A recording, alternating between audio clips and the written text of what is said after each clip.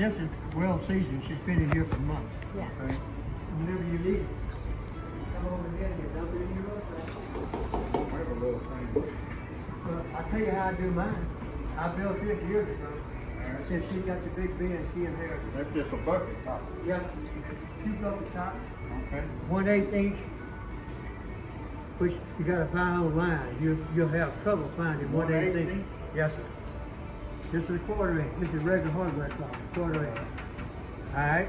What you do is, when you do that, you start working. When the poo-poo falls out, the Yes, worms stay. Just gets the fine stuff down there at the 1/4 inch, get the eggs out, and on the end, the worms, the heavy stuff falls out. And that will go back into the bin. Yeah. So that's fertilizer right there. Everything is Oh my fertilizer. God, yes, sir. Now This is fertilizer pure mine. That's the fertilizer. black gold. Yeah. It is black gold, no joke. Look at that. There's no odor. I can't believe there's no odor. Now what I looked Smell up, it. There's you told nothing. me to Yeah, feed yeah, them you on can one tell. end of my compost Yes, for a sir. few days, and the worms will migrate that way, and then scoop out the rest. So I did that. So this wire's 1/8 and this hour is It's 1/4. I built something, a sifter not as fancy as this, but just like over a wheelbarrow, and it's just like that, but it's a square frame. You just throw a few shovelfuls and you just shake it back and forth.